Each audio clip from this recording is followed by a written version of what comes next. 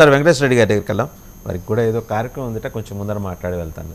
So Venkateswara Reddy గారు 2019 నుంచి 24 మధ్య ఎంపీలు కిమ్మిన్నాస్తిగా ఎలా కూర్చోవచ్చు? మీరు రోల్ మోడల్. అసలు అంటే మనం వెళ్ళామా, కూర్చున్నామా, వచ్చామా, జస్ట్ ఇంతే.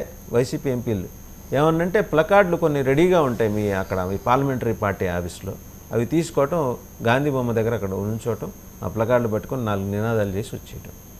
దీనికోసం కాదు కదా మిమ్మల్ని పంపింది.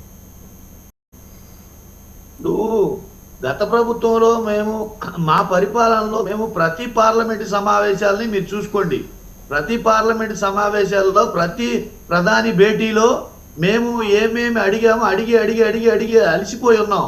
అప్పుడు పరిస్థితి ఏంటంటే దున్నపోతు మీద వర్షం పడినట్లుగా వాళ్ళకి అనేక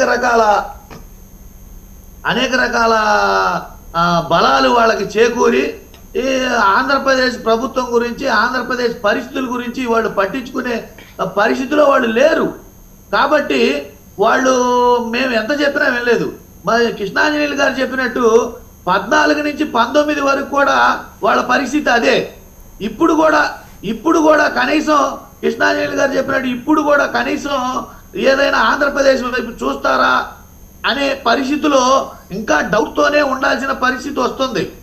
కేవలం ఏమంటే ఉత్తరాది పార్టీలన్నిటికీ, ఉత్తరాది నాయకులందరికీ ఇన్ ది సెన్స్ జాతీయ పార్టీలు అని పేరు చెప్పుకుంటారు వాళ్ళు.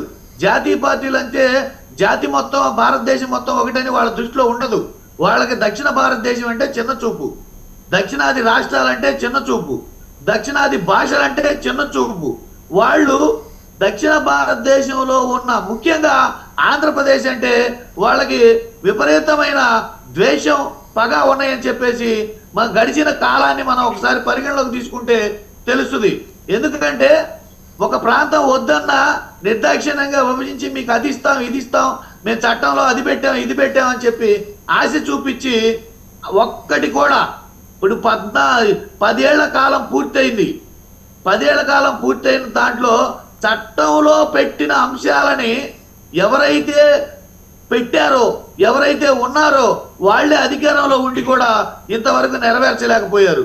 ఇప్పుడు మళ్ళీ కొత్తగా అది అమ్మేస్తాం, ఇది అమ్మేస్తాం, అది ప్రైవేటీకరణ చేస్తాం, ఇది ప్రైవేటీకరణ చేస్తాం అని చెప్పేసి ఒక కక్షపూరితమైన ధోరణితోటి బీజేపీ పార్టీ, ఇప్పుడున్న కేంద్ర ప్రభుత్వం, ఎన్డీఏ ప్రభుత్వం చూస్తుందనేది నా యొక్క అభిప్రాయం.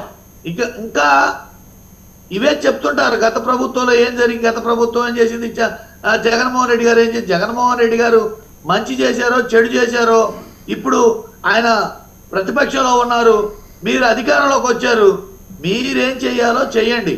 మీరేం చేస్తున్నారంటే డబుల్ ఇంజిన్ సర్కార్, మీరేం చేస్తున్నారంటే మీ గురించి ఏదన్నా ఒక పత్రిక రాస్తే దాన్ని తగలెట్టేయటం, మీ గురించి ఏదన్నా ఒక మీడియా మాట్లాడితే వాటిని బ్యాన్ చేయటం, మీ గురించి ఎవరైనా యూట్యూబర్స్ మాట్లాడితే వాళ్ళ మీద దాడి చేయటం, మీ గురించి ఎవరైనా ఏదైనా ప్రశ్నిస్తే వాళ్ళని అణగదొక్కేయటం, వాళ్ళ మీద కేసులు పెట్టేయటం, ఇవి చేస్తున్నారు ప్రస్తుతం. పరిపాలన కంటే వీటి మీద దృష్టి ఎక్కువ పెడుతున్నారు. దయచేసి మీడియా వారికి, ఈరోజు ఆంధ్రప్రదేశ్లో ప్రతిపక్షం కూడా లేదు, కేవలం విపక్షం మాత్రమే ఉంది. ఈ మీడియా వారు పోషించాల్సిన పరిస్థితి ఉంది.